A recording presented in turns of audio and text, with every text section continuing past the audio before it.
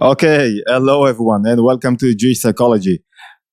Today we will dive into the Torah portion, the weekly portion, the portion of Re. And our main theme, our main question today is, how can I know? Are there any criteria that will help me know that I am fulfilling my life role, that I'm on the right trajectory, that I'm doing the right thing that belongs to me, that I'm not doing things that are not belong to me? How can I make the right decision? Are there any criteria that will help me make the right decisions in life and going in the right ways? To choosing the right directions in my life? And it's a very important question that we ask ourselves. Usually, a lot of time we ask this question too many times, maybe too much. Why? Because let's start with why this question is so important. It's so important because each one of us want to feel important. We want to feel that we have value, that we are doing something meaningful, that we are influencing. There are two major powers that we have in us. One is the power to receive, and the other one is the power to influence. And if you do not feel that you are influencing, you feel that you are lacking something in your life. You want to bring more to this life, and it could bring you into some kind of depression or sadness or despair, that you feel that you are not revealing your inner power. And there is nothing even more sad than the feeling that I have potential and I do not fulfill my potential. Another reason why we need to know that we are on the right track connects to our emotions. Usually, we cannot deal with negative emotions. We cannot change negative emotions and transform them into positive emotions without any goal.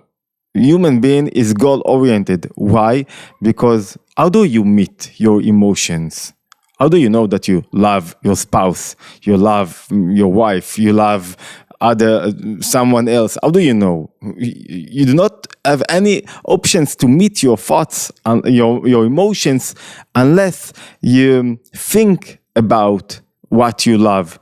You take a 3 weeks, you go for 3 weeks in Israel, you go to reserves, or you go to a trip, or you are walking somewhere else. And if you do not think about your wife, if you do not think about your spouse, that means you're less loving her in this moment. Because when I think about something, that's the only time when I show love. If I forget about something, that means it's not so important to me, or there is something more important to me in this moment. It's our truth, but this is the truth. So the point is that I cannot work on my emotions, because human being, it's very hard to change our emotions. We have those emotions that are in us, that are engraved in us. And I spoke about the army about 28 years ago, I was in the army, and we were a team of warriors, and every 10 years we meet together again, we drink, eat something, and when we meet together, it's like the whole unit, our friends comes to me and tell me, oh, we know you. We know you're Yehiel. You're Chilik that we met. You didn't change at all. Even though you finished PhD, you wrote 11 books, everyone did something and succeeded in his own way, but still, my emotions are the main things that shape my character, and they do not change so fastly, so drastically, but I can change my emotions. I can move, I can transform myself from darkness, from, we said, anxiety or despair or sadness or laziness, not through the emotions, through the mind, through my thoughts, through my will. What are we trying to say? That we need to know that we are on the right track, not in order to get results. Not the results are usually people think about the results. The results are not the most important thing. The most important thing is the knowledge that I know that I'm on the right track, that I'm doing what I need to do. And the results will come at the end, or not, but I am doing what I have to do. But where does fatigue comes from? Where does tiredness come from? it comes from, I'm not speaking about fatigue or tiredness that come from the body. If you are tired, go to sleep a little bit, 2 hours of sleep or 5 hours or 7 hours, you will wake up and everything will be okay. But usually we are suffering from fatigue, a mental fatigue. It's like, I feel that I don't have any power to do anything else. I'm so tired. Everything is so hard for me. It's like to do another thing, to have another initiative. It's so hard to face everything. Why? Because I'm here and I want to be in another place. And when I want to be in another place and I don't feel that I'm in my place, that I'm doing what I need to do, then I feel tiredness and stress. Why? Because there is stress between the place I want to be in and the place I am in. So it's like thinking about holidays or vacations. I'm now in the vacation and children are the best thing you could have if you want really to be with them. Like if I have vacation now and I want to be with my children and I'm with them, it's the best hour of the day. It's the best day of my life. It's great. We are doing wonderful things together. But if I'm with them and really I want to be in another place, I want to be in my computer, I want to be on Facebook, I want to be to be in another place, but not with them. It could be you want to be in another place physically or mentally or with your mind. Wherever you are, the Baal Shem Tov, the founder of the Chabad movement, of the Hasidic movement, is saying that wherever your mind is, that's where you are. And if you are sitting with your children, with your child, but you want to be in another place, that means first you are not with him. But that's not the problem. The problem is that you are suffering. Why you are suffering? Because you don't want to be here. You want to do something else. And it brings you into a lot of stress. So if I can decide where I should be, it's like where is stress and anxiety and fatigue comes and turning down all my energy, where it comes when in work, when you are working, you are doing something and you don't feel that that's what you want to do. You want to do something else. You want to be in another job, but you are doing it because you have no other alternative, because you have to pay your mortgage, because your mother told you it's the best place for you and you will make money in it, but you don't want to be here and you are still here. It brings you into a lot of stress. And in order to get out of this stress, you have two options. That's it, to decide that this is the place that you want to be or to move to the place that you really want to be. But the hardest thing is to know that I'm doing the right thing, that I'm in the right place, that there is no better party that I should have been there. I am in the right party. I am in the right place. How could I know? How can I know? How can I know that I'm doing the right place? What are the criteria that will help me strengthen myself, that will help me, continue doing what I'm doing and not feeling that I'm not in the right place? And, when you do something long enough, you will succeed in it. So we're trying to understand what are the criteria, and in order to find few criteria, as we said at the beginning, let's dive into, we want it in freestyle, let's dive into the weekly Torah portion, the portion of Re, which is the weekly portion, and we will try to take few ideas from few commentaries that will help us answer this question. How do I know? Or maybe it's better, how can I find? Or what are the 8 criteria that will help us know that to find our role and to know that I'm on the right trajectory? Okay, so in the portion of Re, there is something very beautiful. One of the ideas why we do not know what will happen in the future. Nobody knows. What are fear and anxiety? Why we have anxiety? Because I don't know what will happen in the next moment. There is not even one human being that knows what will happen in the next moment. And why do we have this? Why don't we know what will happen in the future? Why don't we know? Because of one reason, that you will have the opportunity to choose your way.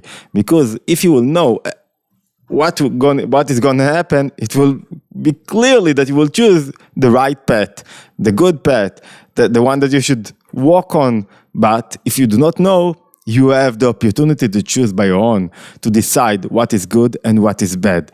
And in this portion, the beginning of the portion, it's like the divine is saying, the God is saying to the Israelites, he says, through Moses, he's saying, see.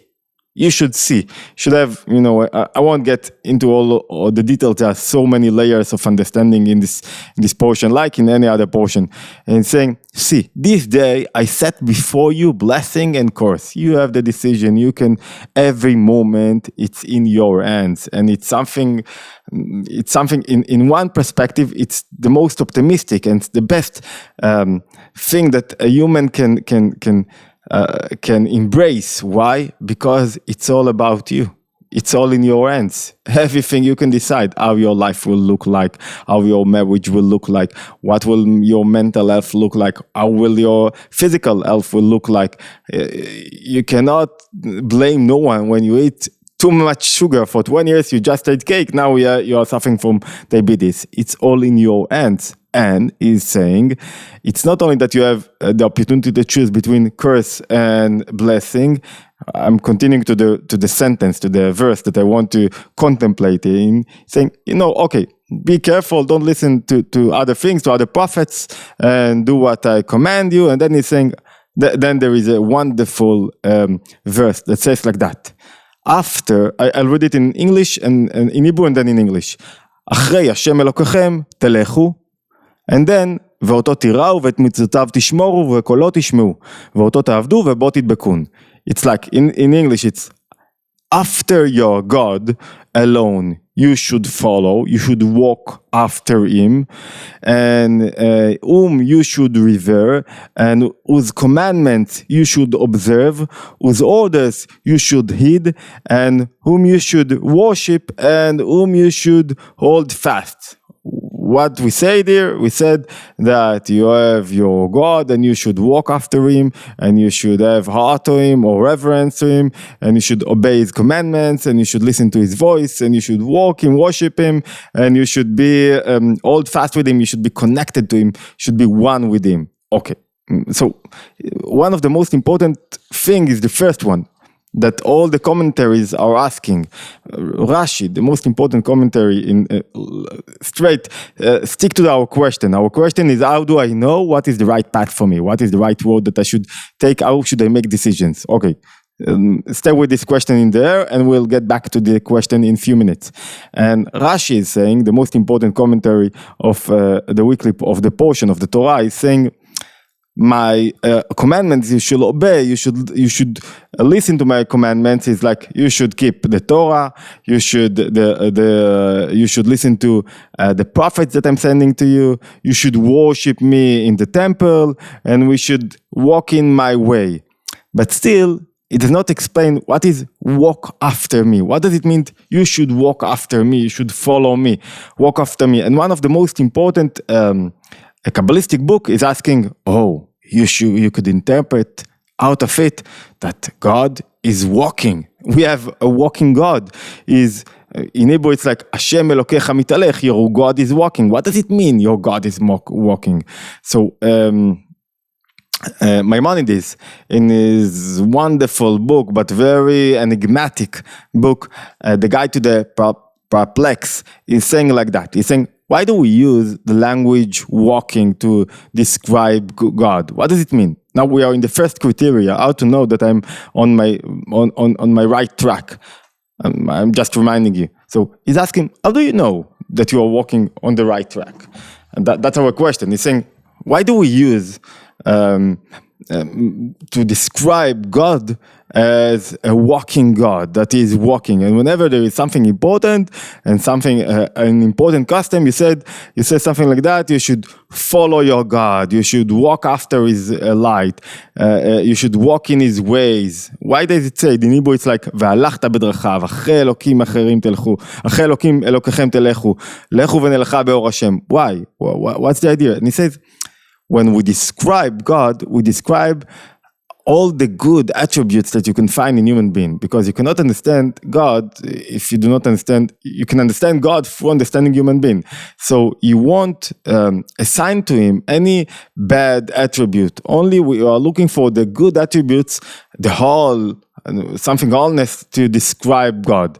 And one of the most important and good attribute of human being, one of the most distinctive attribute of us, of human being, not only human being, of any creature that is alive, is that is alive. What does it mean is alive? That is in movement, that is walking, that there is something walking, it's like is telechu, it's like is moving. Something that is not moving is dying in a way. He has less liveliness. The more a person is alive, the more he is walking, he is doing, he is creating, he is pushing himself forward. What are we trying to say? The first criteria to know that you are in your place is that you are ready to walk, that you are walking, that you are doing. People usually ask, am I doing something meaningful? And they can spend years, and maybe more than 10 years thinking about this question, am I doing something meaningful? And they won't find the question. Why? Because they ask the wrong questions. What do they ask? All what they ask, it's about themselves. Am I doing the right thing? And the answer starts with your ability to walk, to do, to be active. First of all, be active. The more you'll be active, the more doors will open to you. The more you'll do things, the more you will find your place. But if you're not doing and you're staying in your place, no door will open to you. So the first thing to do is let's ask yourself questions. It's like we are going beneath our main question. Do I know that I'm doing the right thing? And we are saying the first thing, stop asking yourself for questions and try to do. Even if it's not the right thing to do for you. Even if it's not the complete thing that is matching you more than anything else. The more you'll do things, at the end, you'll find your own way. But the idea is in order to be complete, in order to be like the creator, in order to reveal your inner powers, you have to start creating something. Do that, and at the end, you'll find what is right for you. So the first criteria is don't ask too much questions. You are in your place if you are creating, if you are doing, if you are thinking about innovative things. Think about your child.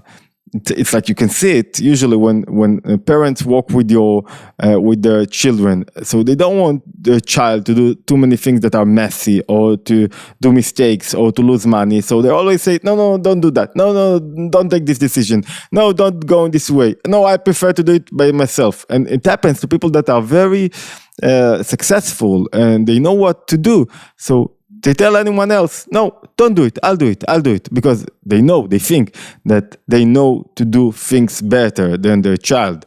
Usually, it could be, not usually, it could be that they can do things better, but they do not let their child be healthy, mental healthy, and they do not let their child choose his own way. Why? Because they are closing all the doors. No, I'll do everything. Do not have to do nothing. And a healthy child is a child that is in movement, that is moving. A child, how do you know that your child is healthy and something good is going on with him? That is waking up in the morning at 6:30 p.m. or 7 p.m. Doesn't matter. It all depends when he went to sleep and how many hours he needs to sleep. And now is going to his class happy. He's going to school happy. He wants to go. He wants to write. He wants to be a part of. So this is the first criteria to know that you are on the right track, that you are doing something. If you are not doing, if you are not creating, if you are not in movement, you are not in the image of the creator. That means you are not on the right track. Of course, you can take the time you need in order to think about something, but don't think too much. Don't be too much in this place. Second criteria, it's like the Alter Rebbe, Rabbi Shneur Zalman of Liadi has small ideas that he wrote before he wrote his long Torah, his long ideas about the weekly portion and the Torah. And he's saying in a very small, tiny few sentences, he's saying something very important. How would you know that you are doing the right things? He's saying like that. After the Creator, after God, you will walk, you will follow. It means all the words, everything that is created is mixed of good and bad. Everything that you mix as good and evil, mixed together. And sometimes, sometimes you convince yourself that spending hours and hours on, doesn't matter, TikTok or YouTube, there is something good in it. Sometimes you meet knowledge that you wouldn't meet in other places. And it's good for you, this knowledge, because it helps you. But this is the good, but there is a lot of bad. You're losing so much time on nothing. So everything is mixed, good and bad. And there is nothing, so clear, only good. But our life mission, the life mission of each one of us, is to distinguish the good from the bad, and to take the light and to put it on the good things. And it's like when you see the good things and you enlighten it, that's the most important thing that you can do. What prevent you from enlightening the good in your life, the good things that you meet? Your interest, you yourself, your desires, your cravings, your lust. It's like you do not put the light on the good. You do not distinguish the good from the bad because you have interest. So you said, okay, I won't go with the good decision. So the second criteria to know that I'm walking on the right trajectory is what? Is to ask yourself, am I bringing any good to this world? Do I find the good in the evil? It's like, I'll give you an example. I was in a WhatsApp group, and I saw somebody answered to women in a way that I thought it was too arbitrary. It was rude. He wrote rude things, and I thought to answer him, in front of everyone. There were about 300, 400 people in this WhatsApp group. And I thought to write him, no, you cannot write like that in such a rude way. Hold yourself or ask for sorry or whatever. And then I thought to myself, you really want to make a change? You really want to point on the good instead of the bad? So don't do it in front of anyone. If you really want, and if he will be ready to listen to you, text him something and let him think about it. Maybe he will be able to accept from you. Maybe he won't accept from you. It all depends. But your life mission in every moment, and the Alter Rebbe is writing like that, you should in every moment should stand still, be awake, be with his eyes on his head, like look for what he's saying, is writing the reasons, what all the things that are close to you. When he means reasons, he means really opportunities that you have in front of you. Every moment you have opportunity, but you should see it. And if you are so sticky yourself, if you are too much busy with yourself, you won't see the opportunities. One of the ways to see opportunities is to take yourself away and not be too much busy with yourself. The Baal Shem Tov, as we said, the founder of the Hasidic movement, says the worst thing that you can do when you want to choose between two ways is to bring your interest. Why? What does your interest does not let you see the right way.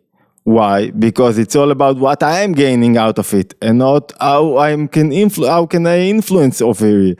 And it's very hard to people. I worked with thousands and thousands of students, and you saw those students that do not really choose what they are learning. They don't want to be lawyers, but they stuck with being a lawyer, which is a lousy profession. Because mostly, don't be offended. I know there are so many lawyers that out there. It's so hard because it's always you are fighting against someone. You are in a state of fighting.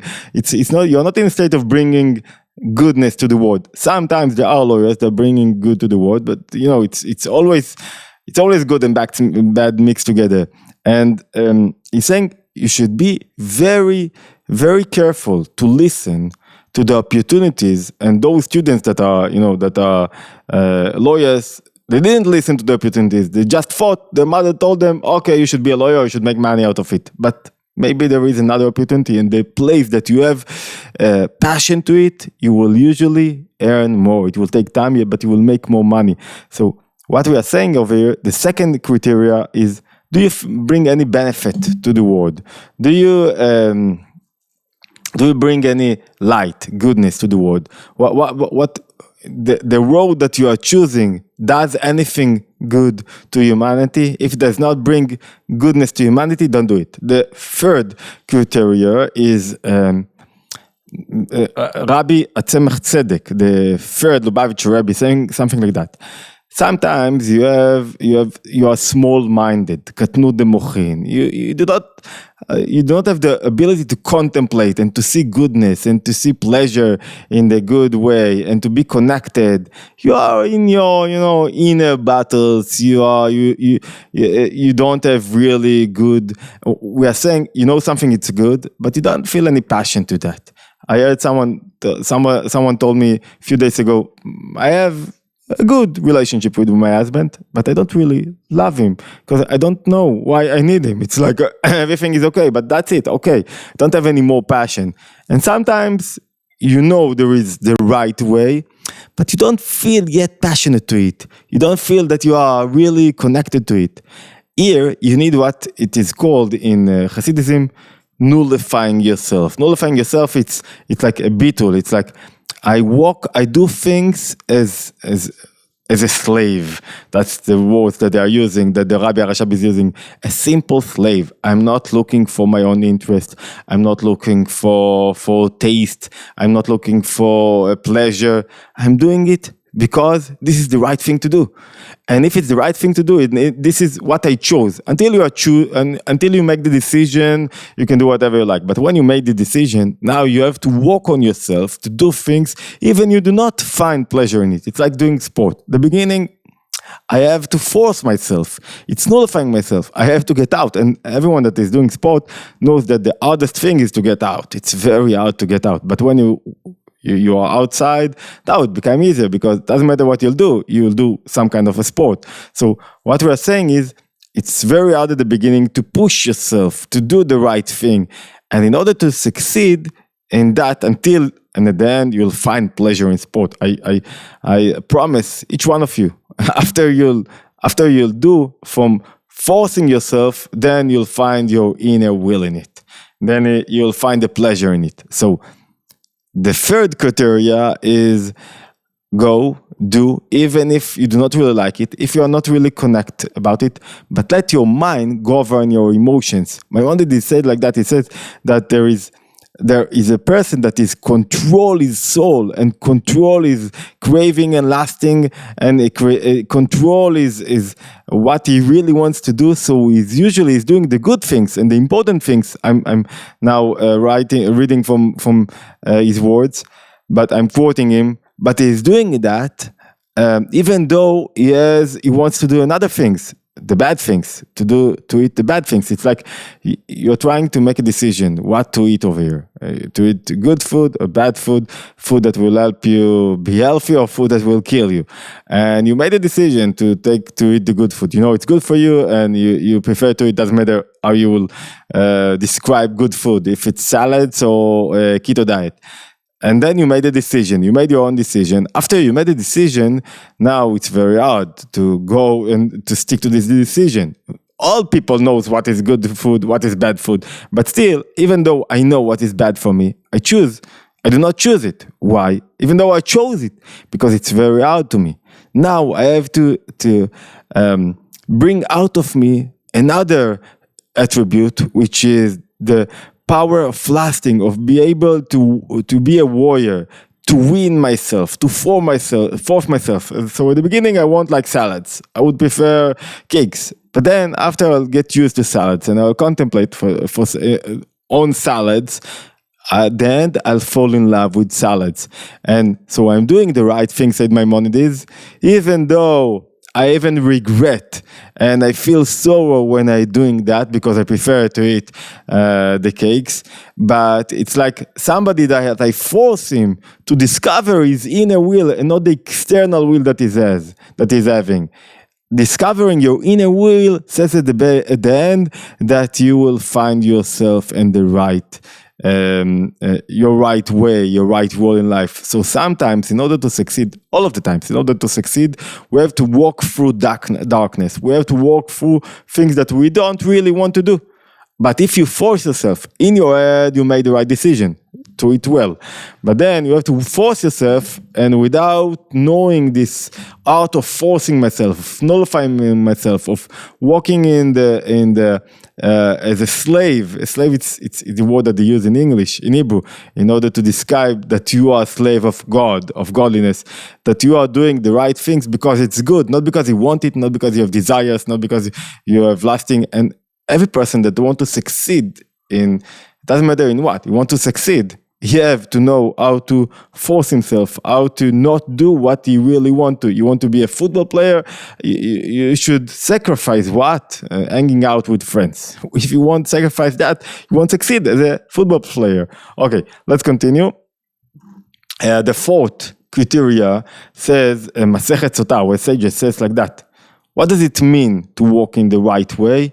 It means to follow the attributes of God, to help others, to do good things, to visit sick people. So what does it mean? To do the right thing is to be moral in a way. If you're not moral, you're not in the right way. If you cannot explain what you're doing, if you are hiding what you're doing, it's not the right way. The fifth criteria is, say that Aviezer, it's a wonderful commentary to the Torah. He's saying like that. Walking after godliness, like following him, it means that what does it mean you walk after? It means that you learn, you search, you want to dig into his ways, to understand. It's not your way if you didn't really dig after it, if you didn't really make the research, if you didn't ask, if you are just following someone without asking questions, without trying to understand why. So it's not your way. You are just somebody can manipulate you.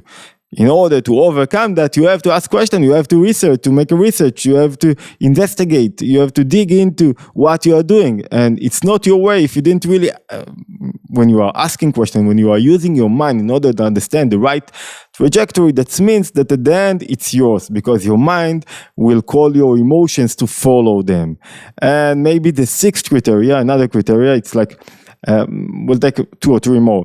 The sixth criteria is that you should have piety. It's the right word in English. Piety, it's like you should have awe or reverence to God. What does it mean, awe and reverence at all? Awe and reverence, it means that you learn to listen.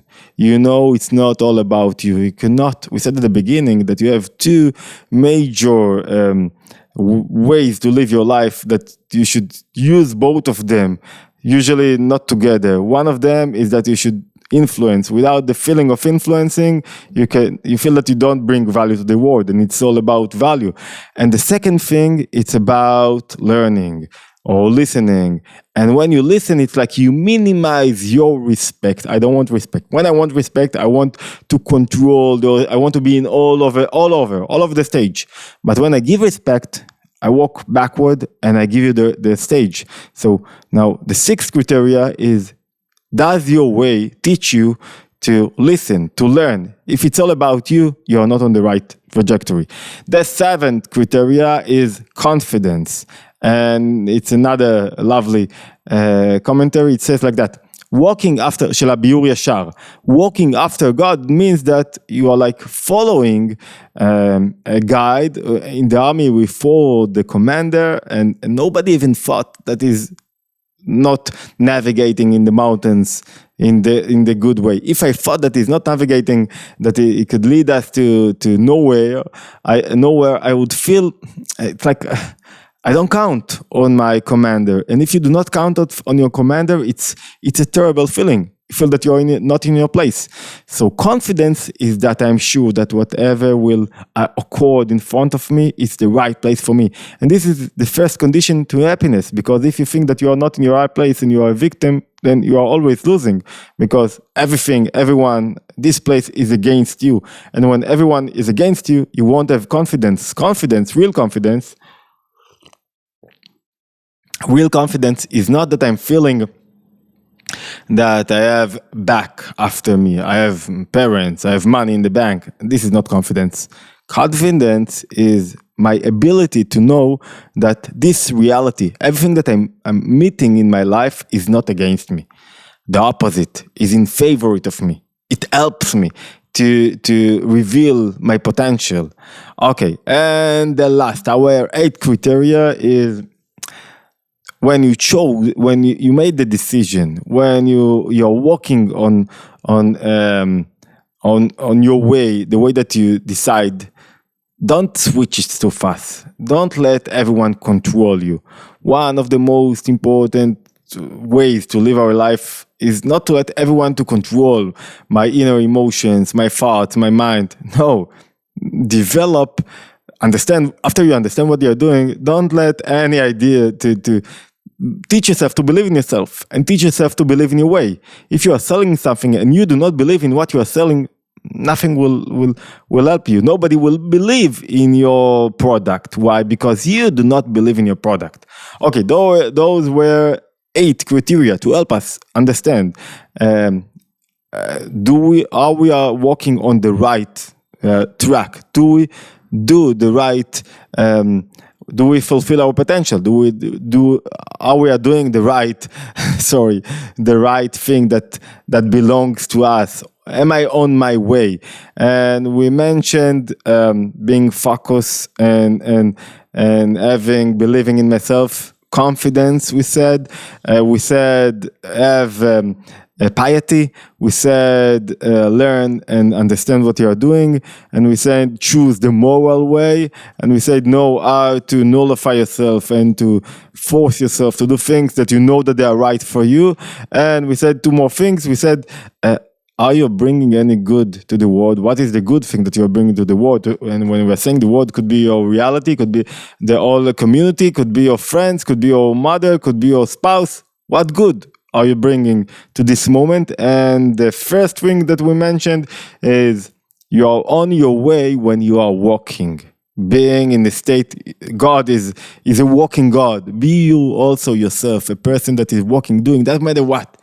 First do, and then you will see that what you're doing will open to you doors. Okay, you are more than welcome to strengthen our channel and to subscribe to our channel. And we hope to upload every week and maybe more than that. See you in the next Jewish psychology video. All the best.